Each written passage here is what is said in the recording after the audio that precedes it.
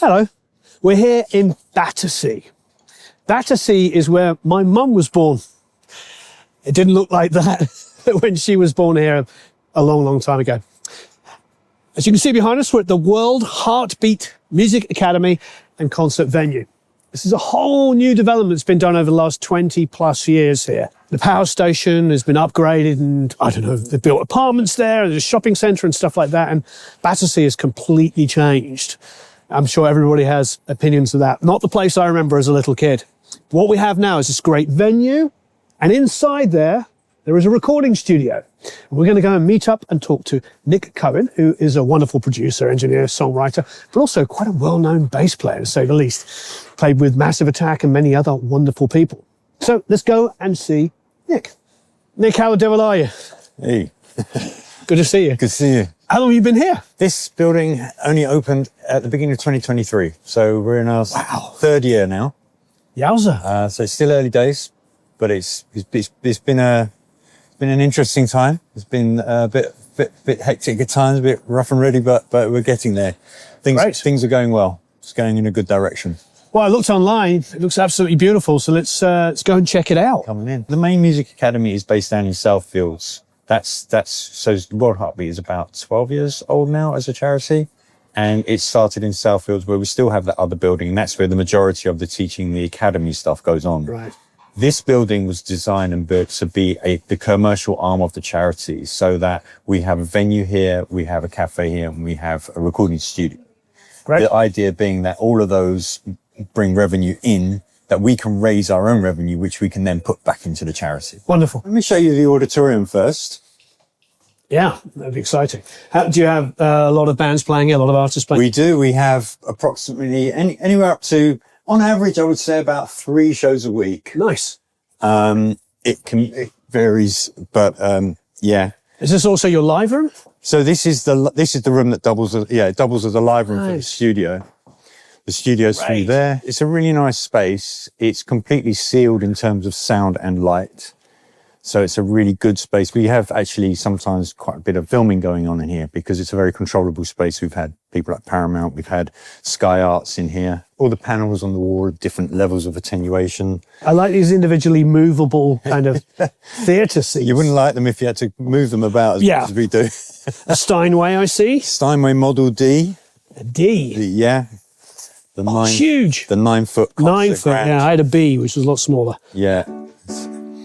This is like the showpiece of the place, because it's a beautiful piano. It was retired from the Proms a few years ago.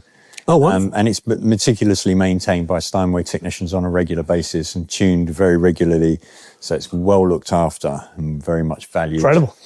And it's actually one that we own. A lot of venues hire them or lease them because they're so expensive, but we actually have our own. We've actually got 4 Steinways in the building. The sound system in here was designed and built for this venue by D&B Audio Technics. So it's, I don't know if you know Soundscape. I know D&B very well. Yeah, right. Yeah, the German company, they're fantastic. Yeah. So they're all cardioid speakers.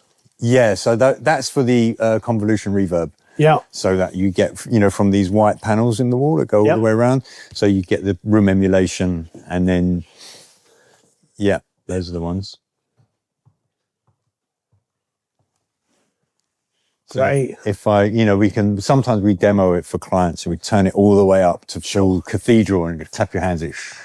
This mad reverb in a room that's not, it's a bit weird sometimes. People can't get their heads around it. Yeah, incredible. But it's quite useful. We did have a group of Gregorian chant singers in once. Like you do? Yeah. That were used to obviously performing in churches. And so we put the convolution reverb on, and it made them feel a little bit more comfortable in terms of their That's a really good idea. Yeah. Yeah. So the mics around here. Yeah. So that's what they're for. But these ones are for... So these DPAs? They are DPAs, yeah.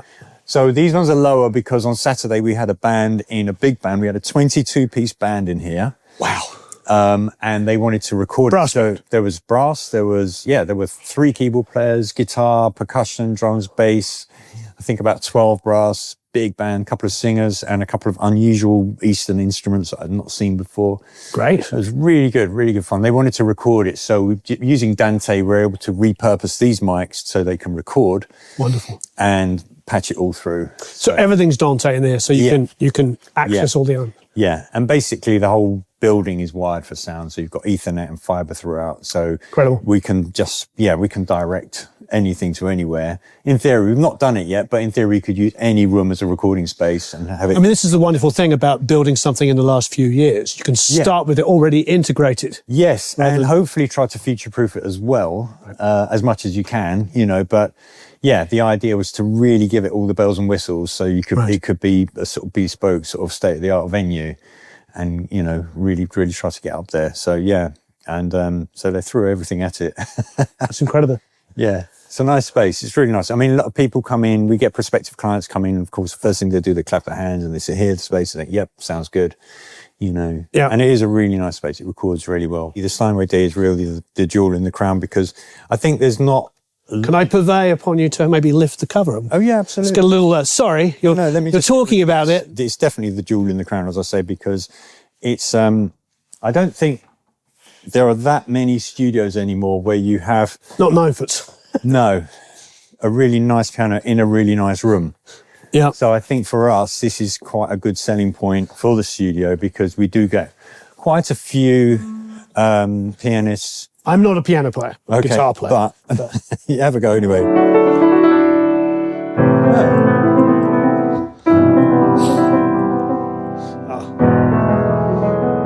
Oh, you can play. Like a guitar player. Yeah. It's one of the warmest Steinways I've played ever. Really? It's not soft, don't get me wrong. It's not like it's been, had the felts done, but it's super warm. Yeah. Yeah, it's a lovely piano, and you see, I mean, even for you as a non-piano player, it makes you sound great. Yeah, it makes me as a non-piano player. Yeah. Gorgeous. Yeah, the air on top. Yeah. Yeah. So even though it's got that beautiful warmth to it, it's still got a. Yeah.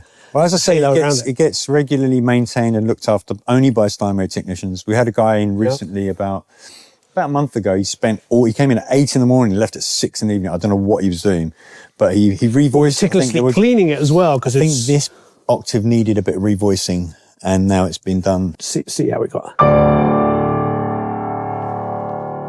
Pretty amazing. I mean, this is always the most difficult when you go from. Yeah. What are you miking with here? So there's a couple of DPAs there. More DPAs? Which we use just for live. Right. We do use them for recordings as well, but then of course for a recording we'll usually have like a pair of AKG 414s like over like that. Oh, you like it over there? Okay. We have maybe a couple of Coles kind of like in this position. Mm-hmm. Then we'll have, is it Sherps or something, a bit more further back. Then we'll have rooms as well. Wow. Maybe a TLM underneath. So I do like the underneath. Yeah. So you're not all. Yeah. So maybe up to sort of 9 mics on a. How do you have your 414s in the front? Because I've never tried that. I'm rock and roll. So it's like, it's usually one here, one here. Your 414s? No, I mean, usually Neumann-ish. Okay, yeah. Depending on what you've got and how expensive you can go, Yeah. But yeah, usually a pair of Neumanns like this. It really depends on what we're trying to achieve and, what style of music, because classical music is a quite different miking for the jazz thing, because we do a lot of jazz as well. The classical thing tend to like the less direct, more roomy kind of thing. But it's nice to just have that choice. Well, plus they're not after that kind of like full left, right, hard panning thing. They want to give the feeling of that you're in a room hearing a piano, not that you're sitting here with really dead sound. Yeah. I know what you're saying. Yeah. I know a lot of classical guys that will record with the pair out like this. Yeah. Even if they're 87s or whatever, set in Omni. Okay. So you get everything. Yeah. Because you definitely want the room. Yeah. So this is our live desk, the Allen & Heath SQ5, which does the live sound in the room. We can also record using a USB cable direct into a laptop, and then you can connect to Logic and just get stems output. Or we can connect over Dante, send the audio through into the SSL mix for the live stream. Lovely. And then that gets sent up to the broadcast room. Wonderful. So it's, good. So Dante networking, very useful in that sense. It is. And, we were talking about earlier, it's just great that it's integrated right from source. Yeah. right from the get-go of your building. Yeah. And so behind like this panel here, this will actually come off. So we've got our facility panels, and they're dotted around the room. They're all closed off at the moment for the aesthetic look. Yeah. So when we're actually in performance mode, all of these will get covered, but that's where all the connectivity happens. And there's 10 panels around the room, so we don't have to do long cable runs and stuff like that. There's data connections, lighting connections, power, tie lines, it's all there. Amazing. So I got involved with World Heartbeat about 7 years ago, maybe. I started out teaching bass guitar because that's my trade first and foremost. This is great. And I used to cover for the bass teacher at World Heartbeat on a Friday afternoon. And eventually, as he got busier with other things, other commitments, I just took over. So I became the permanent bass teacher then. The artistic director is a friend of mine. Yep. And I was talking to her about, are you interested in, because the Academy at the time was just primarily focusing on lessons and performing and playing and stuff like that. I said, are you interested in any other part of music, like recording, videoing, live streaming, any of this stuff? She said, yeah, if you've got some ideas, then bring them to us and we'll do something. Wonderful. When COVID hit, that whole video cameras and live streaming thing became very relevant. So I was sort of like fast tracking some learning on that, and I became very involved with that kind of production end of things. And then when this place was being built, I was kind of consulted a bit on the studio. Yep. And then for the first 2 years of it being open, I was basically running the production side of things here, coordinating, liaising with people, clients and stuff like that, taking bookings, making sure everything got done in the way that it needed to get done. Lovely. So that's been my involvement. I'm sorry, I'm looking around while you're talking here. It's great. Yeah. So where are the cameras? Which ones are the cameras? The cameras are below you. There's one right below your feet. Yeah, they look like those little robot things you see in movies. Yeah, exactly. They're great because, the venue in this size, to have camera operators or even just a camera set up on a tripod can be quite intrusive in a venue of this size. So those are great because they're completely silent, very controllable. They can zoom into great detail. So that they work really well. Again, that's useful. Sometimes in here we do like corporate events. We've had things like AGMs and something, totally nothing to do with music, but that's a good idea. As a space, it's really good for these people because you can have speakers in here. We've got we can set up a stage, so they can have like a sort of panel. They can have their PowerPoint presentations, all that kind of stuff. So it's, as a sort of multimedia kind of... For an AGM, you could have an artist play as well. And we've had all kinds of... and then there's crossover. We had an organisation called Earth Percent, which is something that Brian Eno's involved in. He set it up. So Brian Eno. Yeah, there you go. And he was here. He came for that event. It's amazing. And it was basically an annual general meeting for a charity, a spin-off part of thing that he's been involved in. And they had their speakers, guest speakers. They had some musicians, and he spoke as well. They had their incredible projections, all the rest of it. So, well, next time something like that happens with Brian Eno, tell me. Yeah, absolutely. We'll find an excuse. Yeah. There's a couple of booths I'll just show you very quickly. Please. So nice. Bit messy at the moment. No, that's great. But if this is your idea of messy, you don't want to see any studios. Two Ludwig drum kits, 2 Natal drum kits, a Tama, a bunch of guitars, and then great. And then we've got the control room. This is the control room, SSL desk. So the Origin. Origin, yes. Yeah. So it's a really lovely desk with some of the extra add-ons in the middle there. Some 500 series in there, nice. Yeah. I've always wondered about these Roger Mayers. I haven't tried them out yet. I think they're really good.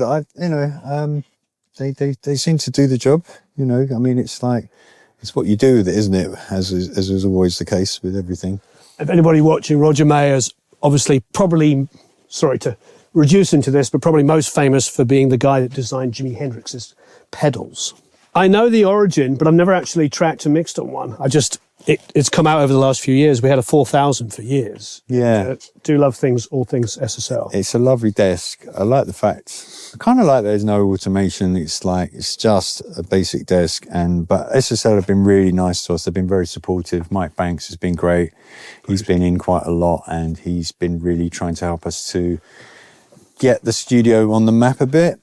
You know, as with any new studio, it takes time to build up your clients and your client list and get a reputation. So Mike's been very helpful in that way and very supportive, which has been great. So these looks like some API.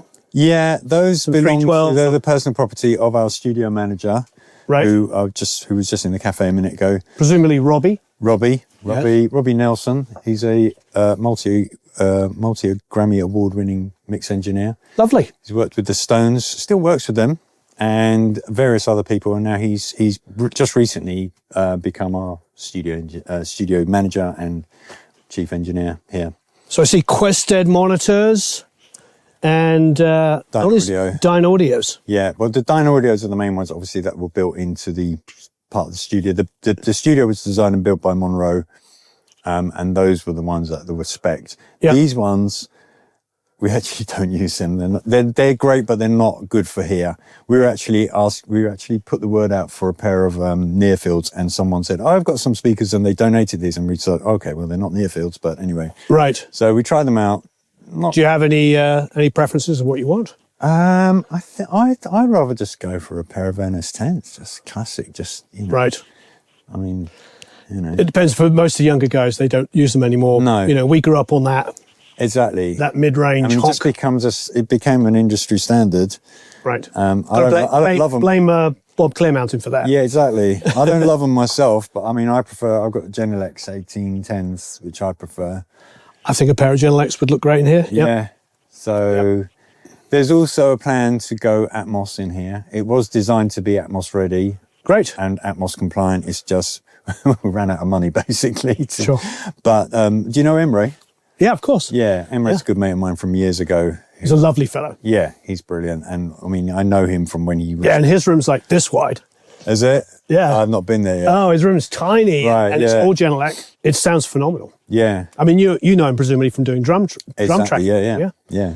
He got his studio, he got the Genelec rig in there, and then he immediately had to upgrade because he was kind of like getting so much work. So he's offered to sell us his old rig. So I'm hoping that we're going to be able to get that sorted out. And we just need to sort out the actual fitting of it, and then we should be good to go. So basically, this is going to be our broadcast room. Nice. And the idea is we're going to have a fitted bench to go around here. Yeah. Then we've got, I don't know if you know TriCast, so it's not audio thing, it's streaming recording. Obviously we've got our monitors there. So the idea being that when we've got a performance, we have used it in the past. We've just stripped it all out because it's going to be rebuilt. But we do live streaming and we do recording. Wonderful. And so here's a sort of mission control. We've got PTZs down in the auditorium that I didn't point out, but they're mounted up in the ceiling. They can be controlled from here, and other additional cameras can be brought into the system over NDI. And then it all gets controlled from here. Great. All the streaming from here. And so, yes, kind of like almost like the director type of thing would be here. Amazing. And then this could also be used as a sort of second production room as well, because we've got a Mac and whatever that goes in here. And this can be used as someone that wants to do some pre-production. We'll put a little vocal booth in here. Yeah, some podcasting. Yeah, exactly. Because you've got, So that's for this room when it's done. Great. And then this is, again, a little bit untidy at the moment. Sorry. This is your idea of untidy. You don't want to know what my idea but of untidy. This is a room that, this is actually two rooms. Again, if these panels come across. Yeah. And so we can have divide into two rooms. The second of our, third, you've seen the cafe one, you've seen the main one. This is the Model O, which is what they call the living room grand. Oh, okay. 6 foot grand. Beautiful piano again. And we use this room sometimes for teaching, sometimes for recitals, sometimes for master classes. This sort of multifunctional room, basically. Also sometimes just for meetings. We get a few sort of businesses around here. They might want to have some sort of management meeting or something. So we actually do that kind of thing as well here. Just nice. Hire it out. It's a space. So it's great. It can be used in many different ways. Not acoustically designed, treated, of course, but you can still record in there. You can bring a laptop, set up absolutely. Throw up some mics, record the piano. I see there's traffic outside, but I don't hear anything. No, you won't hear anything. So come in here, track pianos. Yeah, and as I said, there's fibre and Ethernet throughout the building, so this could be linked down to downstairs. Over downstairs. Nice. So it's all doable. This is our artist room, our artist green room. Lovely. Emerald green, according to the door. Yes, well, cool. And this, I like this fancy sort of, I don't know, jungle, I don't know, is it jungle? I don't know, whatever it is. And this is the 4th Steinway in the building. So this is the Model K Steinway, which is not technically an upright. It's a grand piano frame in an upright position. I understand. As opposed to being an upright piano. Who's it signed by? Lang Lang. So this used to be in Lang Lang's hotel room when he would be in London.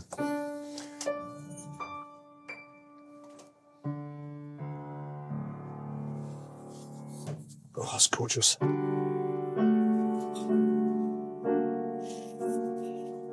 Oh, Nick, thanks for showing us around. Thank you for coming. You're welcome. It was a lot of fun. Tell us a little bit about your career. I guess kind of started out as a lot of youngsters do when you're just enthused about music and you just want to be involved. You just want to be in a band or whatever. Basically met a bunch of musicians at sort of late teens who started to play with, started to do gigs. That kind of snowballed into a sort of session musician career. Did a lot of touring, recording sessions. I mean, that's basically it in a nutshell. There's some great bands and some great recordings that you did in that process. Yeah, I mean, I've been very lucky. I think part of being in London is you've got access to opportunities that are here. If you grow up in the middle of a sort of, I don't know, rural community, you've only got so many opportunities. And also with the network of friends that I built up, you get recommendations and so on. So yeah, I've been lucky enough to work with some really good artists in all kinds of different genres, in all kinds of different situations. Some big names, some not so big names, but it's been good music, a lot of good music. Yeah, you were talking about doing sessions with Emre earlier. Absolutely phenomenal drummer, obviously. Yeah, absolutely. Yeah, we worked together quite a few years ago now, and I can't even remember the name of the band or anything, but I know we were holed away in a rehearsal room for a few weeks, kind of working on a project. I cannot remember what it was, but he's a great guy, a great drummer, and a good friend, and a great engineer, which is phenomenal. Something I didn't really sort of know about, and then until I heard his name in different circles, I'm like, oh wow, you do that as well. Which I think speaks to your journey, his journey, how now everybody is.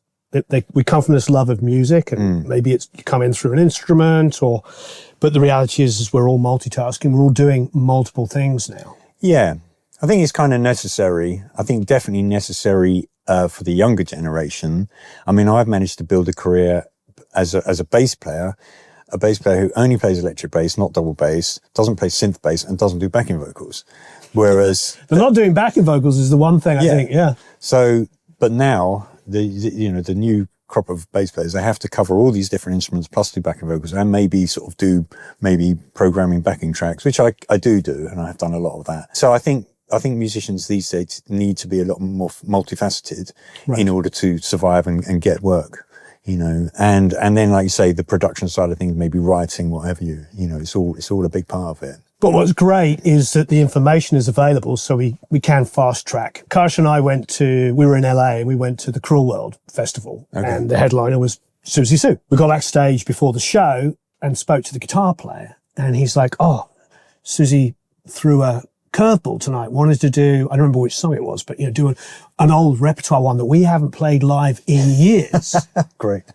So he goes, I go online, I go to YouTube, I type in the song, guitar breakdown, and a good friend of ours, Adrian Woodward, hey Adrian, who's got this website, I think it's called Anyone Can Play Guitar, I think it's called. Sorry if I get it wrong, Adrian. He goes, I relearned a song that I used to play, 10 years ago that I haven't played in 10 years. Everything's on YouTube.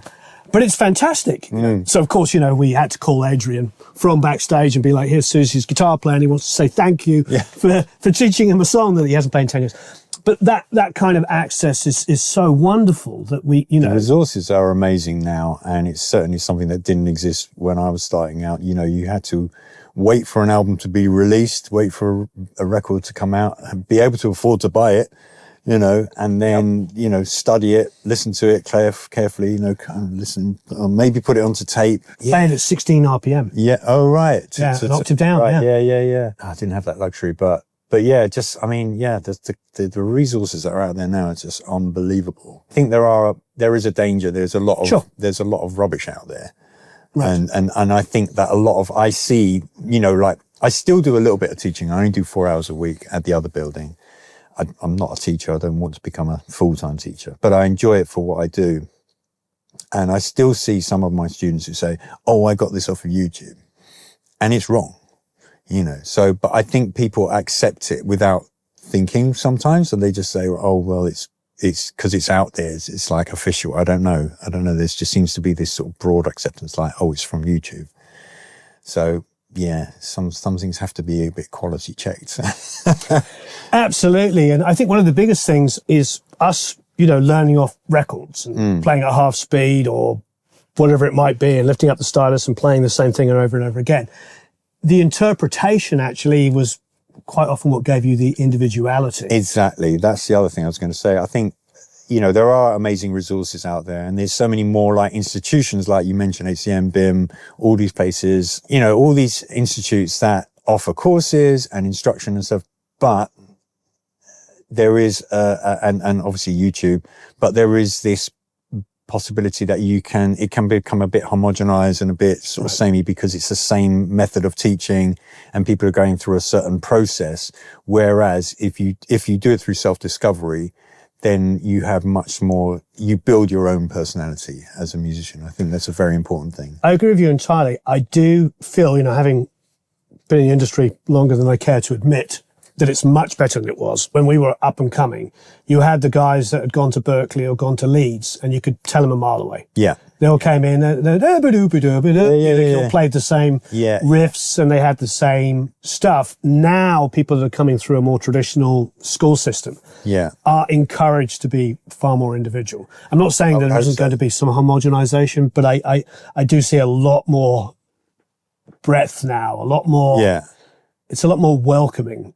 And I suppose, there is so much more music that is accessible now as well, which is a good thing, obviously. So people can draw from different influences, whereas, as I said before, you had to wait for an album to come out and you'd only have a few points of reference.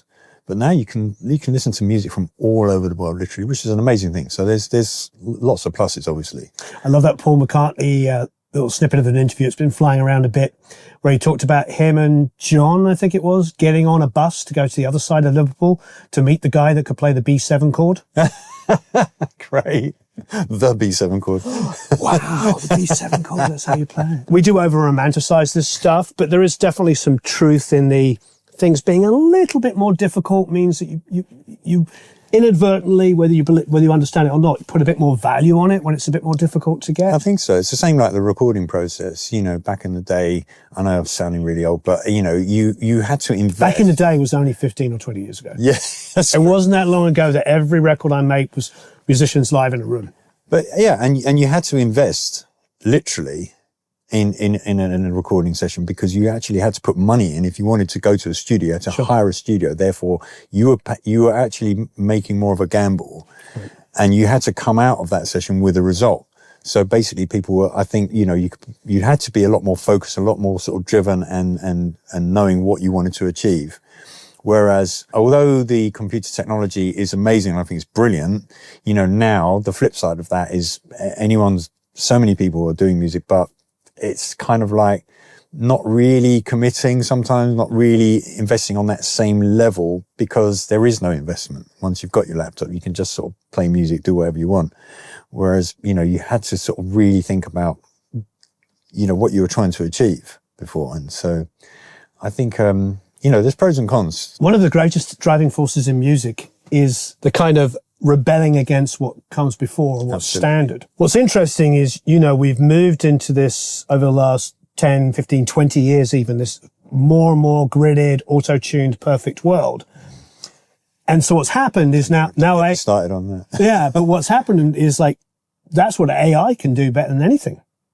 It can make everything absolutely perfect. I'm starting to sense and I'm starting to see a lot of move towards back to musicianship, because if every music you hear is like, absolutely perfect. Now, Well, what is perfect, number one, Sure. is widely agreed, like things like Queen, Stevie Wonder, the Beatles. I mean, Bob so many Marley. things are sort of widely agreed across more than one generation that this is some of the best music that we've ever had. And those recordings are riddled with imperfections. Sure. Yet they sound amazing. People still listen to them. People still love them because there's a vibe there that's been captured. That's the most important thing. You need to convey a message and a feeling and a vibe. That's what you need to capture. This method that we can now perfect things, I don't like it. I refuse to use auto-tune in the studio. For me, if you can't sing, then you shouldn't be in the studio. There's a profound statement. Well, before this technology came along, you could only be a part of the journey if you actually had some element of skill. If you could play a guitar or if you cocould sing or whatever, then go to a studio and record. I do entirely agree, but I have a but, because the reality is like a lot of the times if you wanted to hit that high line in a chorus, you'd slow down the tape. Practice it. Oh, well, you slow down. So, I mean, I don't mean we've always cheated. I don't mean to sound like Philistine. I love technology. I love technology and the way it can be used, and I use it a lot. But I agree. If you can't actually sing a single note in tune, that's totally different. But I think this whole thing of like singers putting a verse on loop and singing multiple takes and then comping together this phrase, that breath, that word, it should be about a performance. Right. And then they move on to the chorus and do the same thing, comping, like just looping until they, like 6, 7 loops of it and then comping. It's not the one. Not for me, sorry. That's fine. I mean, but that's everybody's different philosophy. And I think that's what makes the world so rich, is that, everybody can find a different way of working. Yeah. I've done everything in between. I've done a live take. There's the album. I've done I worked for the first 10 or 15 years of my career only on tape. Mm-hmm. And I was there in the mid 90s, early 2000s as it was transitioning to digital. Great. And saw both. I mean, the first 20 records I made on tape, we had, I'm looking over here, like 3 faders of vocals. That was it. Yeah. And we didn't have a comp track. So all we did was like mute, unmute, and that was your comp. In real time. and to be honest, coming from a 4-track cassette, that felt like luxury. Yeah, of course. We got 3 vocal takes to comp from. Right. We loved it. Yeah. Again, don't get me wrong. That ability to, with digital to be able to say like, you've got this amazing take and then there's one little bit that's a spoiler. To be able to work with that, do something digitally is great. So I do embrace it, and love it. But I think there's a time and a place for how it's used is important, I think. I use this analogy a lot. It's called dressing like a hipster. Basically you spend a long time making it look like you didn't do very much. Right. Yeah.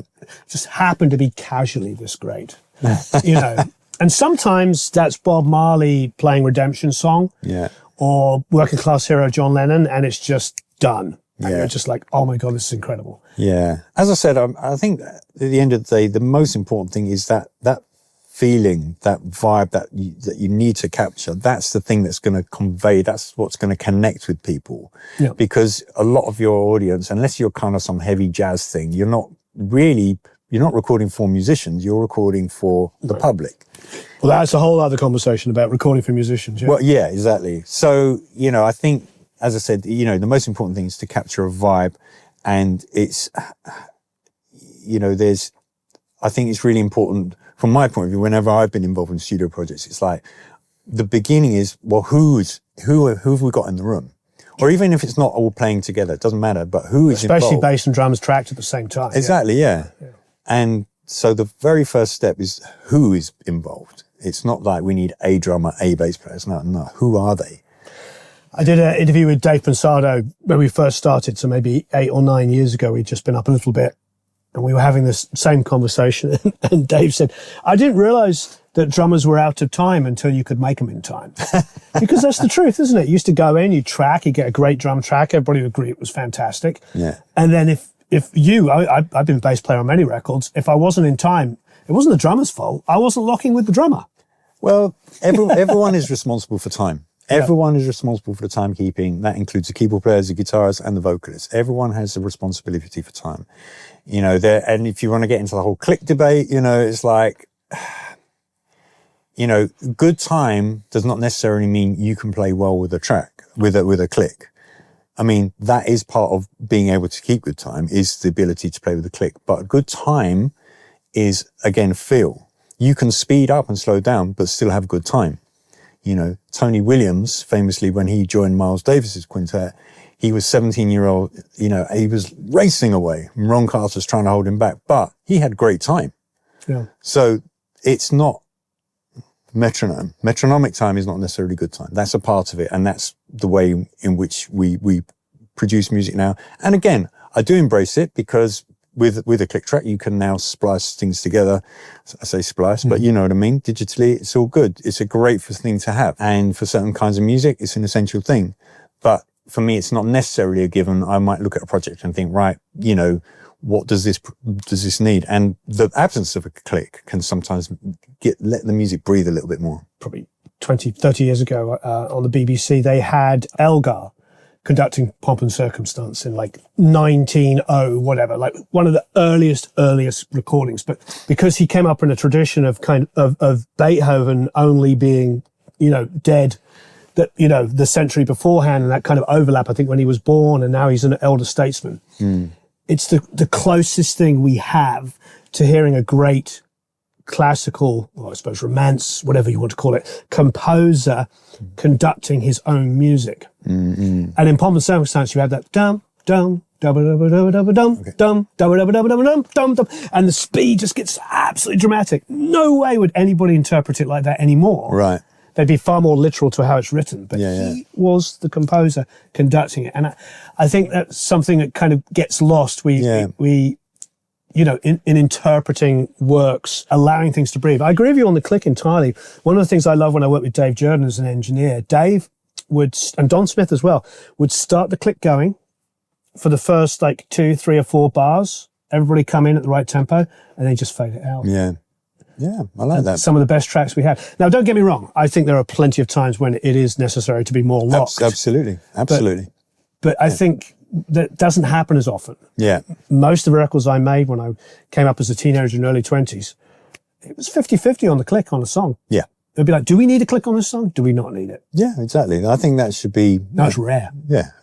But I think that should be a part of the conversation, definitely. You know the old joke, how do you know when a drummer's knocking on your door? Oh, yeah. The knock gets faster. Exactly. Yeah, ba-dum ching. How do you know when a guitar player's knocking on your door? Oh, I don't know that one. It's the loudest bloody knock. Serious thing with a guitar player, you know how to control guitar player, but in all seriousness, put the amp on a chair behind them so it's actually hitting them in the head. Because they're usually standing right in front of the amp on the floor, turning it up. It's a classic. Everybody's out in front like this, and to them it's like only their ankles are hearing it. Absolutely. Or tilt it back. Yeah. Yeah. I remember being in rehearsal with Joe Bonamassa, and it was like, oh my God, it was the loudest thing ever. He had these 2 small amps, but it was so powerful. But that's that toning, because he needs the sustain of the amp. Yeah. Mind you, we were working with Jack Bruce at the time, so he was he was loud as well. Yeah. So that was great fun. I worked with a lot of those kind of classic guys, and when we worked with Aerosmith, Stephen said that most of the time he didn't have monitors in the early mid-70s.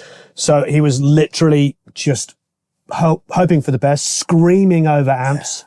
Maybe they had side fills, you know, it was not the best environment. Now, of course, everything's in ears and you can control it. Yeah. You know. No, back then it was so difficult, wasn't it? I mean, the PAs was still, that whole concept was still being developed. It was, I mean, if you look at the original PA was a personal address system. I think was it the Beatles Shea Stadium where they literally played through the column PAs, you know. Yeah, and probably all the tannoys or whatever. Yeah, and amps on the stage, and they couldn't be heard basically. So anyway, plus there was like 70,000 girls going. Ah! Yeah, exactly. Combination. We have a very strong affiliation with jazz here because this academy is affiliated with Julian Joseph's Jazz Academy. Julian Joseph is a patron at World Heartbeat. He's also a friend of mine I've known for years and years. And so we get a lot of cross-pollination between the 2 academies. So there's a lot of jazz going on here, which is really cool. Obviously the classical thing with that piano and the room for strings and anything in between. I mean, World Heartbeat is meant to be, well, as the name implies, it's quite a global kind of idea.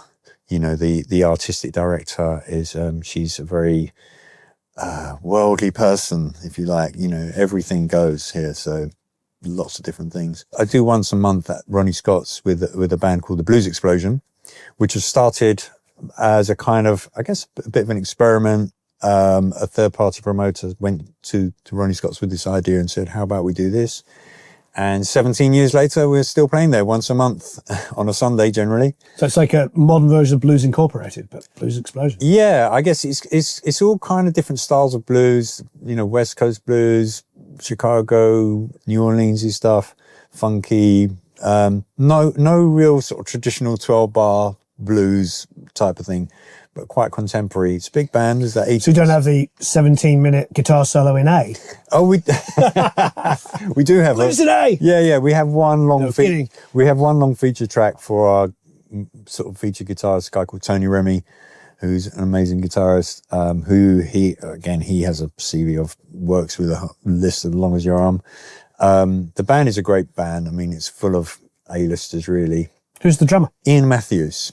He's, you know, Kasabian? I know Kasabian, of course, He's the drummer from Kasabian. Yeah, seen Kasabian. We saw them live at Coachella. Oh, yeah. Yeah, that would have been Ian. Yeah, fantastic drummer. And then, so there's 2 guitars, piano, bass, drums, and 3 horns.